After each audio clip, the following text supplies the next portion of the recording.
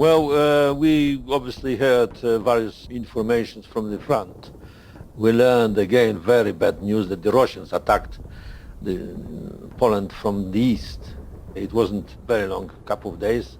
They already showed up. Russian troops have entered our village and all the surrounding villages. That's exactly the experience of my grandparents, who were displaced from eastern Poland and taken out to the gulags. It's extraordinary to see and hear somebody who could be one of my grandparents actually talking about that. Mm. It's very moving. Yeah. Hello, I'm the writer and podcaster Elizabeth Day, and I'm with my husband, Justin Bassini, here at the Imperial War Museum in London.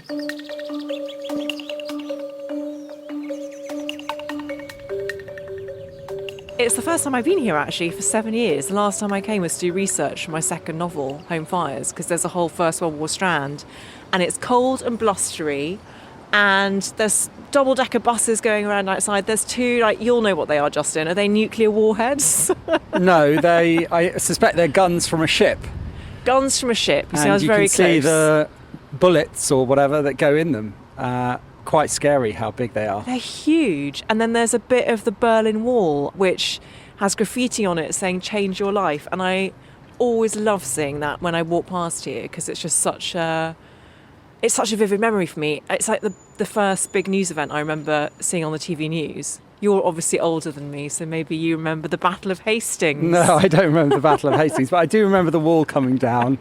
David Hasselhoff on the wall. I love that that's what you remember. I remember moving moments of history. East and West World united. history. David Hasselhoff inserting himself in it. So we're standing in front of this building, and it's got this very impressive dome over the top, and these I think they're Doric columns. Doric, yeah, I think.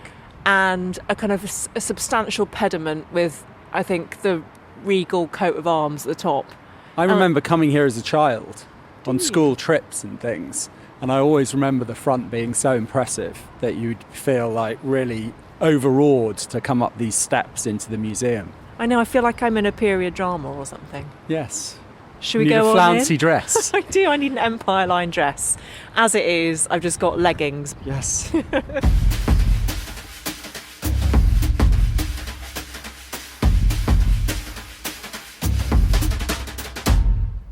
Hello, welcome to Imperial War Museums. Hello, thank you so much for having us. You're so welcome. Well, you've got your National Art passes, and we're a free museum, but you can use those passes to see some of our Second World War sites too. So come on in and enjoy your visit. Thank you so Great. much. Thank you. Can't wait. I love this entrance. I think it's just so impressive. It's incredible. So we're walking into the main atrium, and the artist Ai Weiwei has done this extraordinary installation where there are these huge kind of Spitfires and fighter jets hanging from the ceiling, and then poking out of kind of balcony areas are military Range Rovers, and there's a boat there, and then the floor is patterned with, now are they nuclear warheads? I don't know, they're bombs of some description. So I think it's a kind of collection of all the artillery, a kind of representation of all the artillery that we have built up around ourselves in modern times. And would be dropped by these planes, probably, and used in war. It's quite impressive, isn't it? Yeah, it's amazing to see. You don't often see these kind of planes up close, and to see the scale of them. You don't really realise how big they are. I Yeah. think they seem much smaller when you're far away, obviously.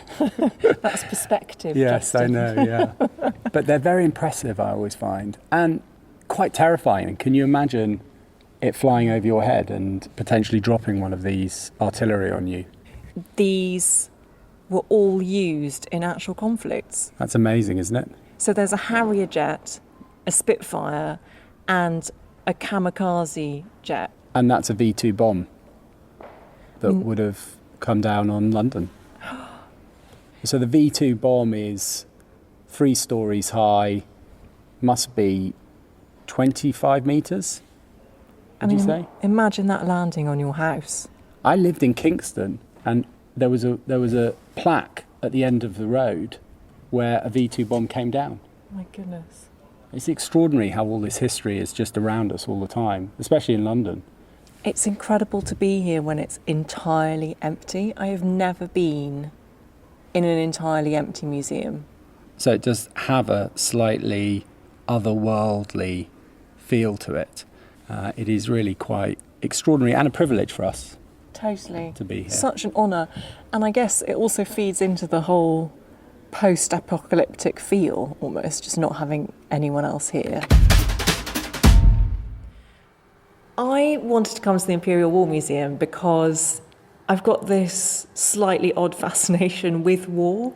I think it's partly because I grew up in Northern Ireland in a time of conflict. And looking back over the work I've done and the books I've written, I'm clearly interested in how we remember war and what it does to people and people having to flee from their home. Yeah, I think the refugee exhibition is going to be really quite impactful. You know, we know people who've been displaced recently, and my family on my mother's side were displaced after the Second World War. And so, you know, there's a long history of just people being affected, as you say, by conflict and by war. And it's important to remember that and to really understand the human stories of it, because it does have an impact, I think, on all our lives.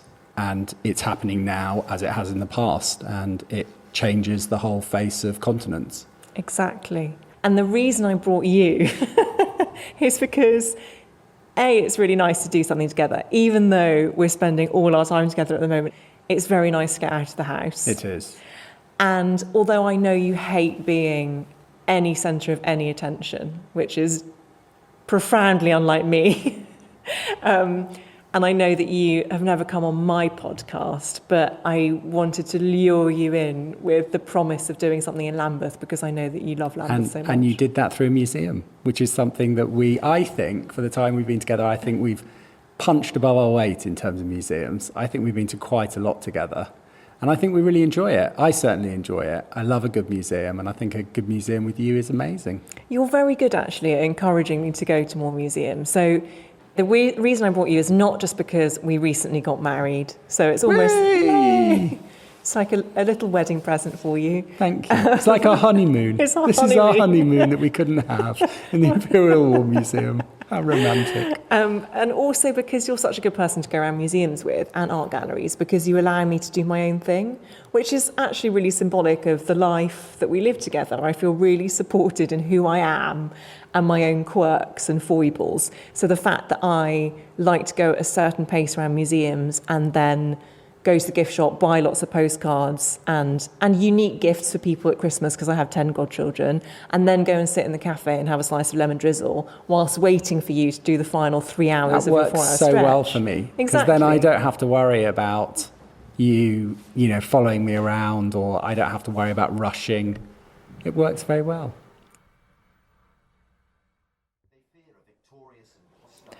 We're walking into the First World War Gallery, which I recognise Yes. because this is where I came to research my second novel, Home Fires, and we're immediately greeted by a military greatcoat. Yeah, uniforms and model boats. That's what I remember from museums growing up.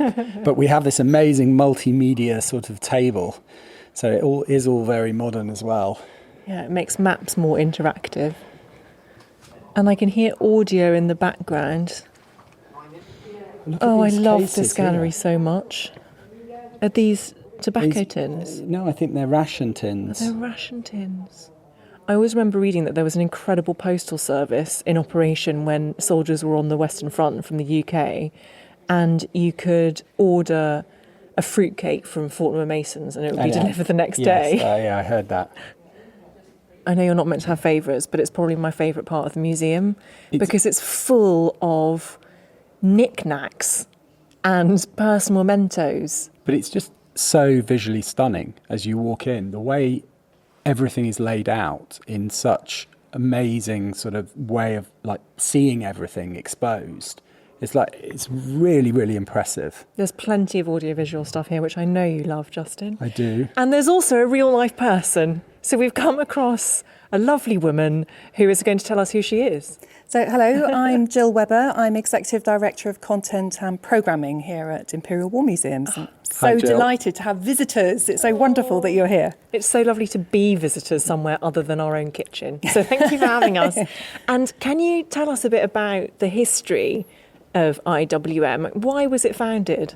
Yeah, so in fact, it's really pertinent that we're here in the First World War galleries because, of course, IWM was founded during the First World War. So we were founded in 1917, and the purpose was to explore the impact of war on everyone. Of course, the First World War at the time was the contemporary conflict, so I think that is just a really great illustration of our role and remit overall. So we are here to help our visitors explore the causes, the course and the consequence of war, and our remit is from the First World War, so from 1914 right the way up to the present day. So of course we continue to explore contemporary conflicts as well as First World War, Second World War, Cold War, those ones that we're really, really well known for. But we also look at Yemen. We've had recent exhibitions and events on Syria, Afghanistan, Iraq, 9/11 and the impact of the war on terror. So all of those are, very much within our remit. But it all started here with the First World War. And they put a call out for memorabilia, if you like, from the First World War, from the general public, all sorts of different places. But one of the places that they put that call out was on ration books. So it actually said, send your stuff to the Secretary of IWM, and gave the address. And people were encouraged just to send in anything that they had. And that was really the start of what we call our democratic collections. So here at IWM, we have fabulous things, and as you can see, sort of looking around here in the First World War gallery. But it's not necessarily the best in the world, the only one in the world, the most beautiful. What it is quite often ordinary things, but they are ordinary things that tell a fantastic story. So, as I say, we now have 33 million items and 5 branches, but it all started out with that call out for ordinary items that people had that meant something to them and told a particular story about their experience of the First World War. That's what I love about this museum in particular. I studied a history at university, and so much of history is top down. So it's told from victors, from important men and women, actually very rarely women. But IWM does it the opposite way. It's from the bottom up. It's a sort of grassroots thing where you do really cherish the experience of ordinary people. And as a novelist, that is just such wonderful material. I think that's really important. And it's really, that's something that we always want people to understand about Imperial War Museums. So I think people can be forgiven for thinking that we're a military museum. I mean, certainly our branch here in London, we have the fantastic First World War guns immediately outside the museum. So you can be forgiven for having that impression. But in fact, we're a social history museum. We're about the impact of war on everyone. So we don't talk about military campaigns just for the sake of talking about military campaigns. We're just as interested as on the impact of ordinary people. So it's not just all about, boys' toys, military hardware, and military campaigns. And do you still accept donations from the public? Absolutely, of course we do. Great question. Do you Yeah, have of some course we more do. shoes you want And to I give? mean, if you have something that you think that we might be interested in, there's a form on our website that you can fill in, and every offer is, of course, carefully considered by our curators. I mean, I should manage people's expectations that we do take a very small proportion of things that we're offered, but we are interested to see what people have got, and it's particularly objects that tell a wider story about the impact of a particular conflict on that person or on their family. If someone was coming to the IWM for the first time, where would you take them? So this is what I particularly wanted to show you. This film is the Battle of the Somme film, which was made in 1916. It was one of the first real-life depictions of battle and war on screen, so in film. This film was shown in UK cinemas from 1916 onwards. And I can't remember the exact figure, but an incredible proportion of the British public went to the cinema to see this film. Now, the vast majority of it is, genuine footage. And the reason that people went in their droves to go and watch this film in the cinema was because, of course, they were hoping to see one of their loved ones on screen. So there are large depictions of sort of troops, marching past the camera, or, sort of in camps and also in trenches. And as I say, a lot of the British public were quite hopeful that they would see one of their loved ones on screen. It's just extraordinary. So what we're seeing is a black and white film of footage from the First World War, 73 minutes running time. It's actually quite remarkable, isn't it, how bright the film is, how accurate it is, How modern the faces and are. how modern. as well. Yeah, We're now looking at a group of Tommies staring at the camera, some of them very, very tired eyes, and others having a cigarette. And now troops walking through trenches, communication lines. This is an incredibly famous image, stills of that image. So this was a man who was walking through the trenches, carrying a colleague who had obviously been seriously injured, sort of over his back, and he's looking up at the screen. So the still of that image, you see that all over the place. It's really striking.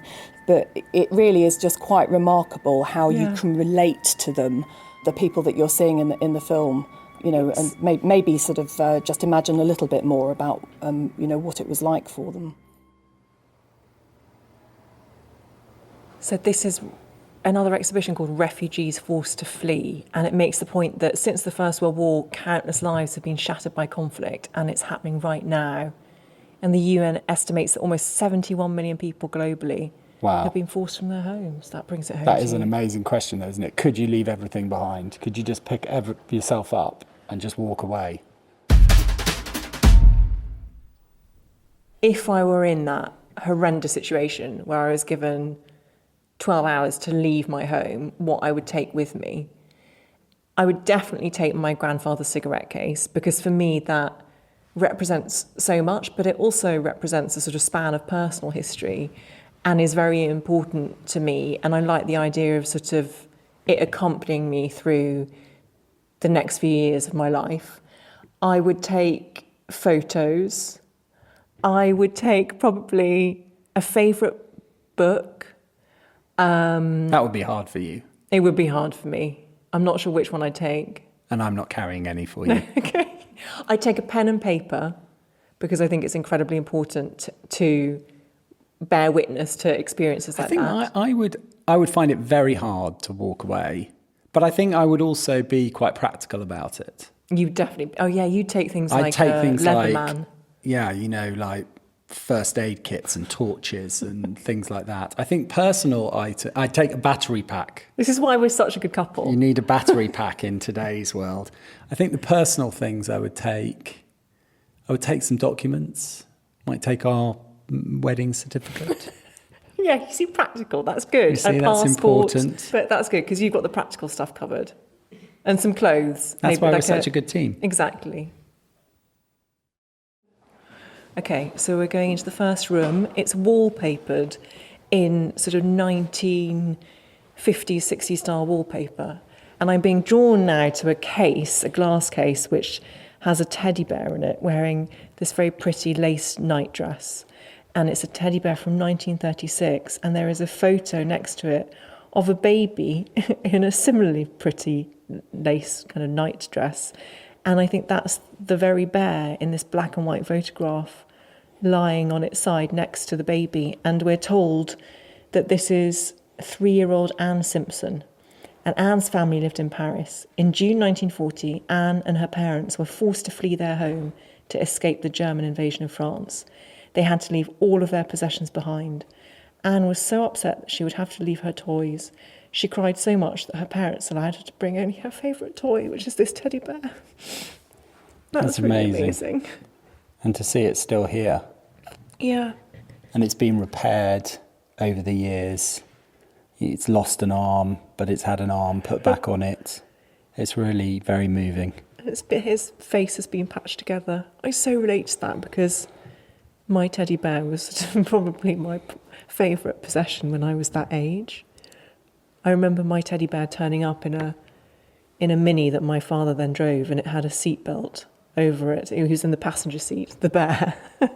And I took that bear everywhere I travelled. So when we moved from Epsom, where I was born, to Northern Ireland in 1982, Thomas the bear came with me. And so I can completely relate to this story. It really humanises. Shall we move on? Yes, okay.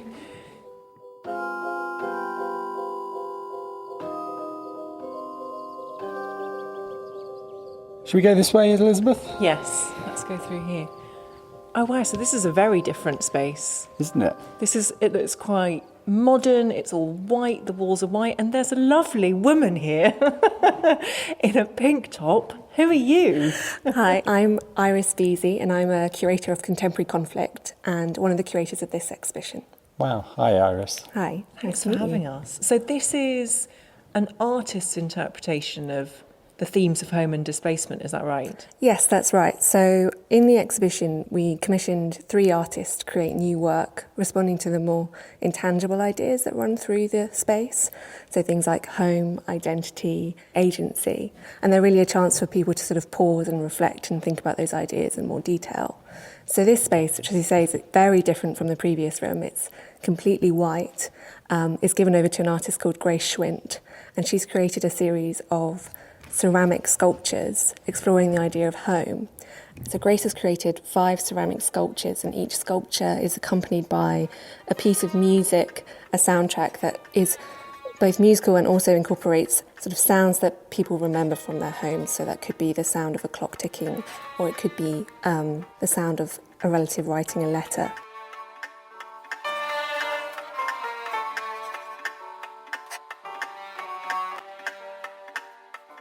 Each sculpture is based on a conversation with an individual refugee, and that was very important to Grace, that it was a long conversation where she spoke to them about what they remembered of their home before conflict, what they thought about their home now, how that experience had changed their idea of home.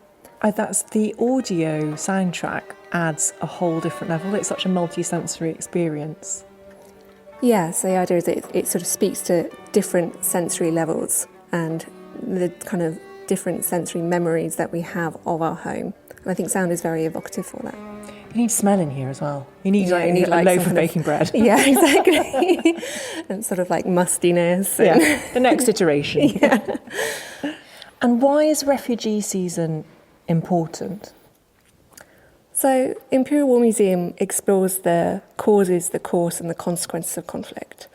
And displacement is a massive human consequence of conflict. So we think that it's really a vital element of our remit here.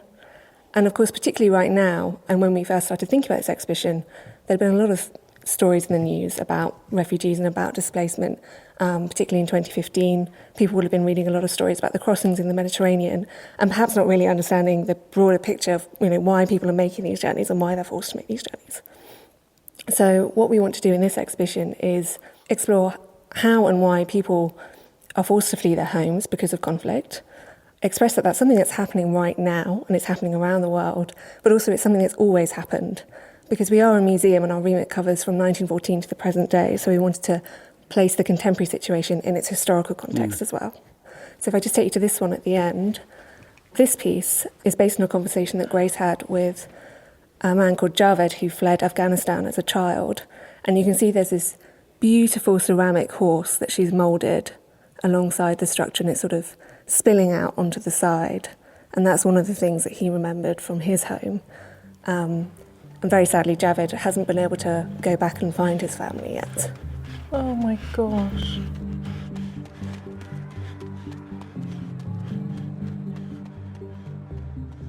I think what's so important about this exhibition is because there are lots of changing conceptions of refugees, aren't there? And latterly, sadly, the conversation around immigration has changed in tone. And it's so important to remember, I think, that people fleeing from their homes only do so out of desperation and complete need. And I love the way that this humanises all of that political discourse. Yeah, exactly. And that's one of the things that we really wanted to get across, that of course refugees aren't just refugees. They've come from somewhere else. They have a life before they are refugees. Obviously some people are born into a state of displacement, but that there is more to them than that particular status of being somebody who's had to flee their homes, and that there are very real reasons why people are forced to do that and make a journey that really a lot of us would, it's completely unimaginable.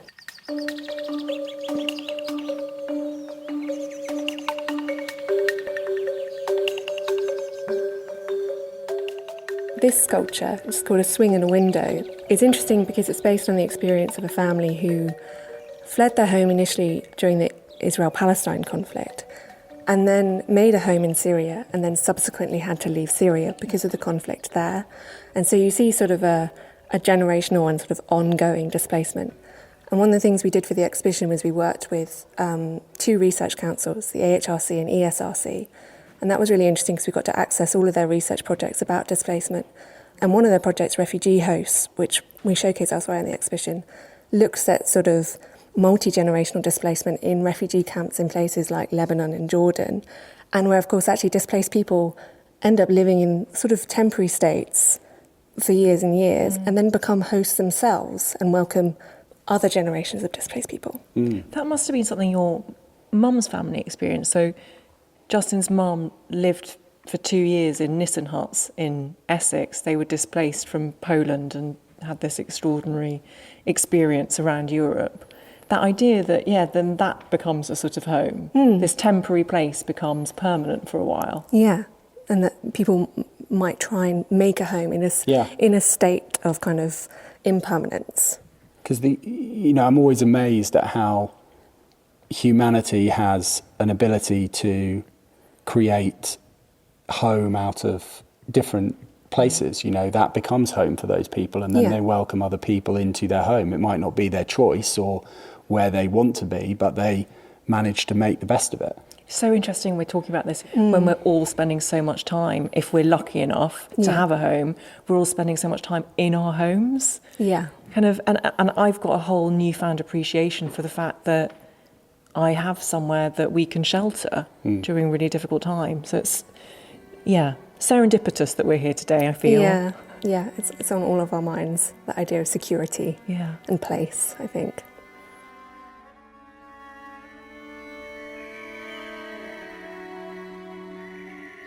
What is home to you, Elizabeth? Home to me is where I'm with the person that I love, which is you.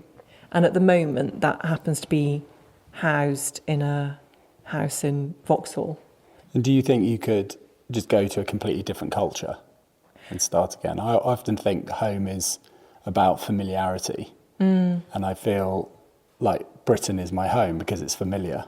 Yeah. And it would be, I think, very hard to go and settle somewhere completely new, which is unfamiliar, and also know at the same time that you're unlikely to go back to that which is familiar. Yes, that must be That awful. must be heartbreaking.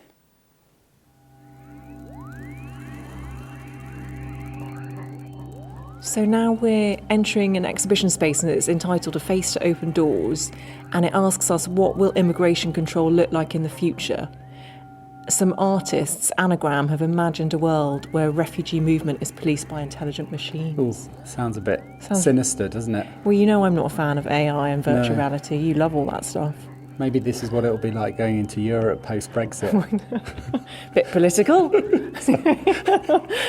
Anyway, should we go on in? That's probably bad.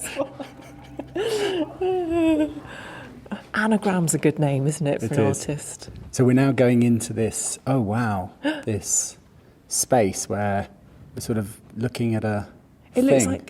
looks a bit like a kind of modern brasserie. Yeah. Because it's sort of deconstructed sheet metal chic. It looks quite scary, though. The decision on whether to grant asylum to people fleeing conflict or persecution can be a matter of life or death. They need to prove that they have a well-founded fear of persecution and that they are unable to seek protection from the authorities within their home country. So it's really like very down at heel, isn't it? Feels very Not feels- a very nice place to be. Yeah, grimy, claustrophobic. There's this kind of plastic sheeting with strip lighting above our heads. There's a broken red phone. There is this strange kind of red cage, which I think it looks like there's a sort of religious shrine in there. But maybe that's objects that have been confiscated. Marigolds. Oh, there's a sign here saying dial for complaints and queries, and it's facing the broken red phone. So even if you wanted to dial somewhere, you couldn't. And there are these two booths that look a bit like passport photo booths and a bit like interrogation booths. There are these bright angle poised lamps above our heads. So we're being encouraged to go and sit in the booth. Good luck. Thank you. Lower You the might blind. need to take your face covering off, it says. Okay, remove my mask. And I need to lower the blind behind me. Oh my God. Okay, and now there's a screen saying you are applying to be relocated from a problem area. TrueFace will select your most appropriate destination. Welcome to your face. Our machine will now take a close look at it. You want to leave this place, but before we can get you to your destination, you need to prove you can be trusted.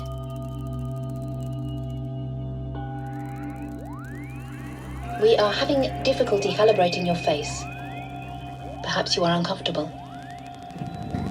Give us a smile. Our system I mean, I creates hate your being own asked to smile automated naturally personality anyway. without For the a need face for that's endless horrible. layers of expensive bureaucracy. I prefer loving to being loved. Oh, I'm This so is the video nice. you seemed happy as possible. Yes, that's so true. They're showing me like a beach You don't scene. have to worry about others. You would do best on the beach. I mean, they have you nailed nailed me. The combination of beach and lover gives you the destination of Miami. I'm thrilled with that. Oh, it turned out all right. Turn- Get you to your destination. Maybe you don't quite have it. Oh dear, Miami's going. You're losing Miami. Unfortunately, your application has not been successful on this occasion. Because I'm not sad You enough. failed to show credibility due to an unconvincing emotional makeup. A failure to show enough emotion is considered a sign that you are untrustworthy. A bit shifty, basically. It's very true. No, Please because wave if you your show hand too over the much sensor emotion, to that's open the also privacy screen and untrustworthy. leave the booth. Well, that's Don't awful. get too angry now. The machine just reflects what is there. That is a very scary exhibit, though. Isn't Yeah, it? it's very, very clever. It's so mechanised, and there's just no scope for you to be an individual. Yeah, a human being. Yeah. Your story just gets reduced to a series of algorithms.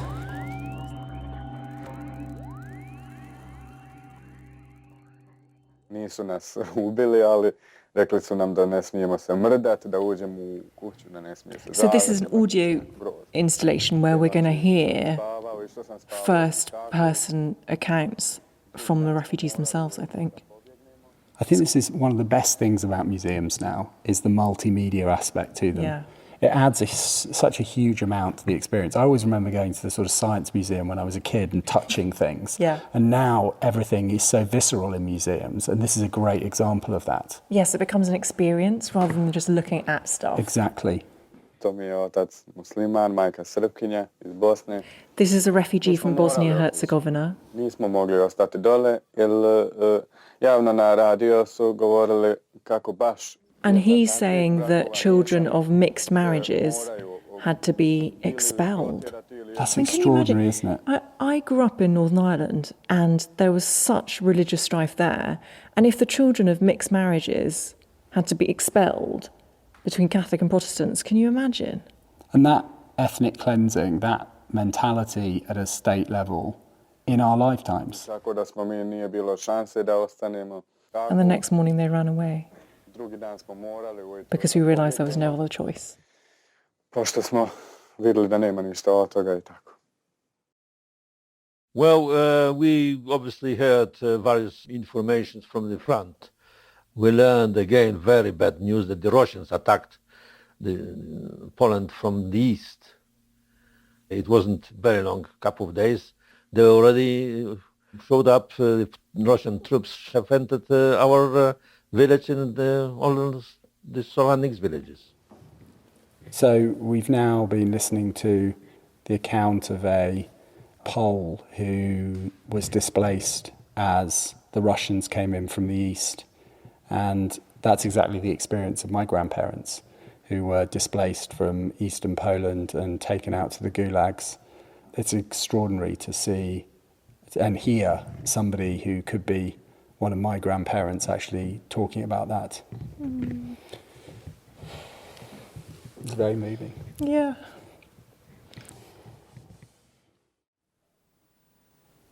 My grandparents were Poles, and they were displaced during and after the Second World War. So in 1939, when Germany invaded Poland, Russia annexed the east of Poland, and my grandfather and grandmother were taken out on trucks and driven to a gulag in a place called Krasnoyarsk in Siberia. And when you look at it on a map, it is absolutely mind-blowing how far that is.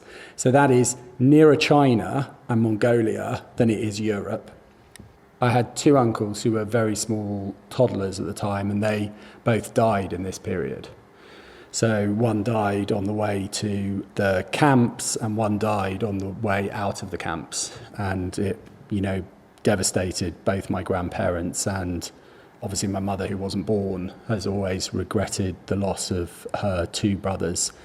In 1941-42, basically, there was the establishment of the Polish army, and Stalin let all the men out of these camps so that they could go back to Europe and fight for the Allies. They were literally just let out of these camps. So this is like thousands of miles away in Siberia, and they walk to Persia. 2 years it took.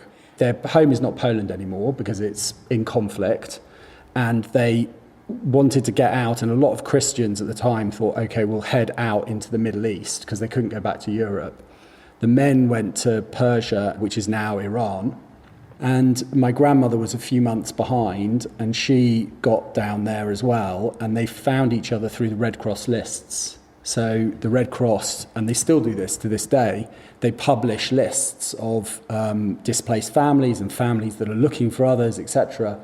And they found each other through these lists. It always chokes me up to think of, can you imagine? No. Looking in one of those lists and seeing that your husband is there and he survived and you can be reunited with him. And also that your grandfather went first and then your mother came, but that walk took how long? That must have 18 months to 2 years. And your grandmother was walking during that time with her son. Yeah. And her son died during that walk. So by the time they were reunited, it's so incredibly moving that they were, and it chokes me up too, even not having known anyone involved in the story, the unimaginable trauma that they went through. Yeah, and my mother always said my grandmother never recovered, really.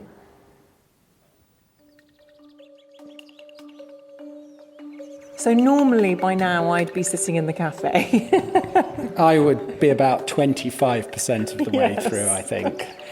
Waiting for you to complete your marathon, your museum marathon. And I think it would be a marathon here because there's just so much to see. I mean, the way that it's curated and all the stories, you literally could spend days, I think, really, getting into the content. It's just such a wonderful place. I really love the layout as well because it doesn't feel overwhelming. There's lots of sort of interesting nooks and crannies to go into.